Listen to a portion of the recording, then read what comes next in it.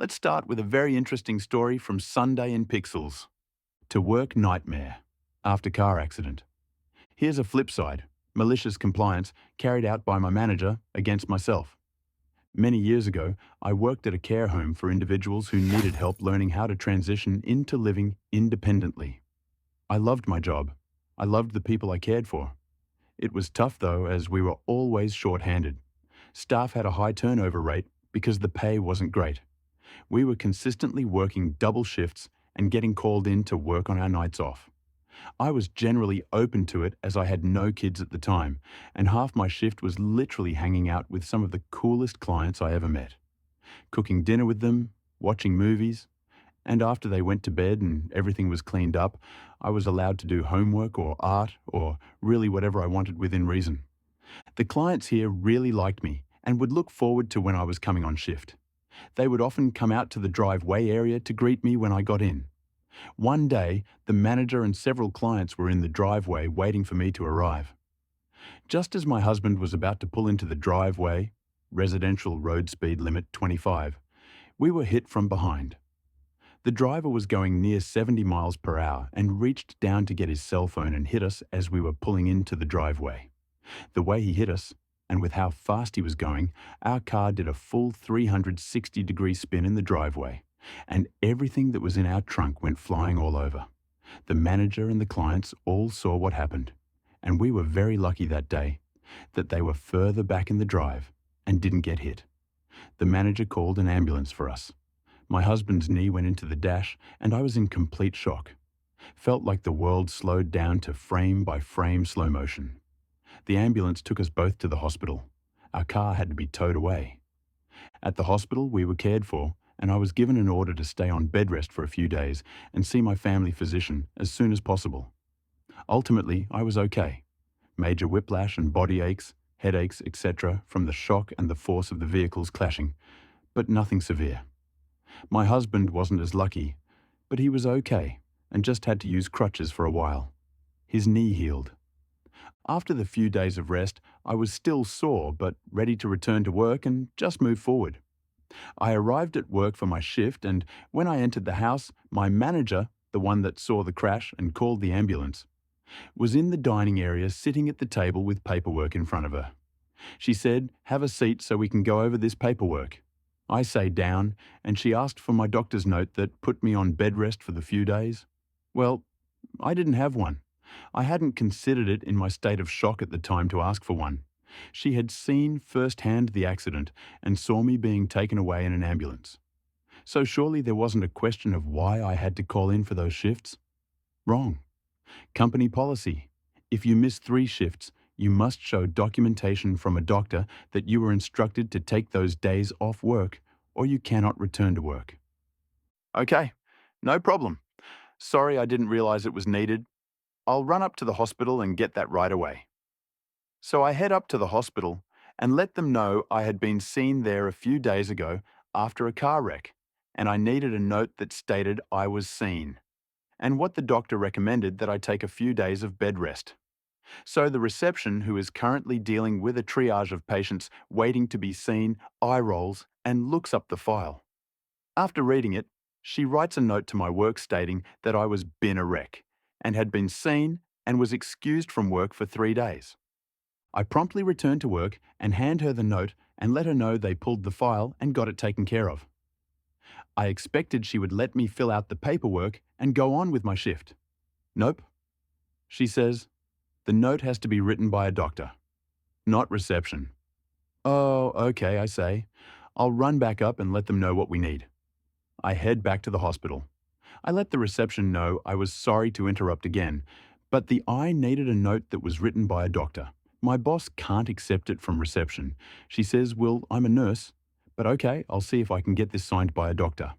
Quite a while later, she was able to get it signed by a doctor who would much rather be spending their time caring for people who ran over their foot with a lawnmower. I thank her and head back to work with the note. Once again, expecting to move on and get back to work. Nope. She says, "So, is this the doctor that you saw the night of the accident?" "Well, no, of course not.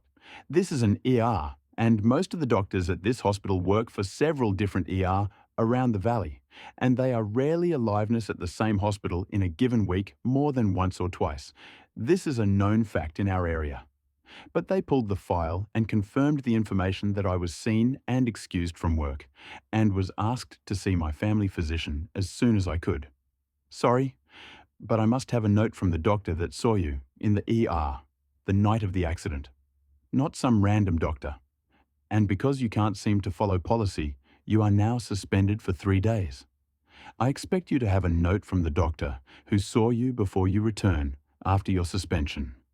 I am beside myself. Why? In God's name. Am I being forced to do this and suspended when she saw the wreck and called the ambulance herself? I am so confused at this point. I was an excellent employee, almost a college graduate with near-perfect marks, availability beyond the scope of my own schedule weekly, last-minute double shifter for sake of the company and the clients without even a whine, suffering the effects of malicious compliance far beyond my comprehension. So, what shall I do? I went back to that hospital on the off chance the doctor would be there. He was not there, and he wouldn't be for weeks. I spent the next day tracking down this doctor, and in the end, I prevailed. I got my note from the doctor that saw me in ER on the night of the wreck. I went into work early the next morning before the manager would arrive. I placed the note on her desk front and center, with my keys and another note stating my gratefulness for the opportunity I had to work with these amazing clients. But that, unfortunately, I could no longer afford the time to work there as I was in a crunch with completing my education. Wished her well, and good luck. I continued to visit the clients often as a friend instead of a caregiver, and I'll never forget the awesome times we had hanging out, BSing about the world with no doctor's note required to do so. That malicious compliance dished out to me resulted in an ample amount of double shifts for the old manager, though. The manager's malicious compliance was petty and cruel, enforcing policy despite witnessing the accident firsthand. However, it backfired brilliantly, forcing her into extra shifts while the employee walked away with dignity. A perfect, unintended revenge through her own rigid rule following. The next story from BBQ Lunch. Can't you just unload around me? So this happened earlier today and was too perfect to not share with you guys. I work in construction as the foreman for a new house build. The location is kinda strange. The house is 250 feet up a hill via a footpath only. All of our materials have to come up this footpath by hand. It's a pain in the ass to manually carry, quite literally, an entire house up this hill. One of our saving graces is having the 2 parking spots on the street at the bottom of this hill marked with official no parking signs. Unfortunately, there is an elementary school about half a block away, and the parents of children seem to regularly, at least twice a day, think it's okay to park in our spots. Now, I consider myself a reasonable person, so if someone is parked in the spots and we don't have a delivery or a need to park a truck, I will let it go. If we need the spots and there's someone parked there, however, I will ask them to move nicely, and most of the time they do so immediately. Until today. I get a phone call from the lumber delivery truck that is en route to our location. He says he'll be there in about 2 or 3 minutes. I let him know I will meet him at the street and make sure he has space to park. He's carrying all of the material to frame the roof of our house, which is a lot of really big lumber, and will take easily an hour to bring up the hill. So naturally, I didn't want him parked in the middle of the street with his hazards on for an hour, when we have a perfectly good parking spot for him. As I begin my trip down the hill, I notice there is a school parent sitting in her car idling, assuming she's just waiting to pick up her child. I walk up to her car and politely let her know that she is parked in a no parking zone and we really need her to clear it to park a delivery truck. She scoffs at me and rudely states back, "I'll just be a few minutes, and your truck isn't here? Take a chill pill, dude." Before I can respond, a giant lumber truck comes around the corner, and I wave to him, and then gesture towards him to the woman in the car who has now put her window back up to ignore me. I put on my best customer service smile and wave at her through the window. She put it down halfway and angrily shouts, "What?" By now, the truck has pulled up alongside her car, and I politely ask her again, with a stronger tone of voice to move her vehicle, reminding her that she is illegally parked in a tow-away zone. Then she gives me this wonderful idea. She says, "Can't you guys just unload around me? Jesus, it's not that hard." I give her another smile and walk away, a brilliant plan forming in my head. I instruct the delivery driver to park as closely to her as possible and block her in with the portal potty that is at one end of our reserved spots and the parked car that is parked just adjacent to our spots on the other end. He smiles because he immediately gets what I'm trying to do and proceeds to expertly block this lady and her car into a little two-parking spot jail. We unstrapped the lumber and my guys begin humping material up the hill. Meanwhile, I call the police parking enforcement to let them know the situation. At this point in time, I wasn't trying to get her in trouble. I just wanted a record of why we were blocking part of the street so we don't get in trouble with the city. The very friendly traffic officer lets me know that she can be there in about 30 minutes and deal with the situation for me. Wonderful. As we continue to unload lumber, the child of the parent shows up, and wouldn't you know it? Mom is just now realizing that the lumber truck is parked so close she can't get out of her driver door to meet her kid.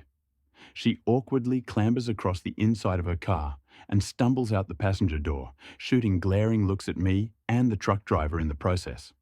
She loads her kid into the back and then begins to realize that she has no way of leaving. She comes storming up to myself and the driver and states, "I'm in a big hurry. You need to move your damn truck right now so I can go." Before I can respond, the driver gets a grin on his face and says, "Ma'am, in order to unload the lumber on the truck, we had to unstrap it, and per our company policy, I'm not allowed to move the truck with any unsecured load on it. Sorry." This sends her into near aneurysm levels of blood pressure. Meanwhile, I can barely contain my laughter. "Your policy, I have somewhere to be," she barks back at him.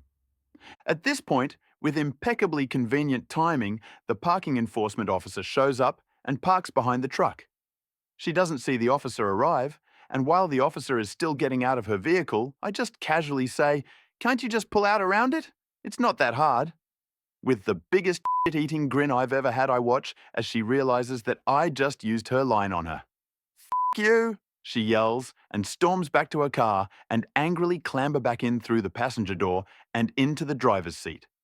At this point, the officer is walking up to myself and the driver before she can even introduce herself.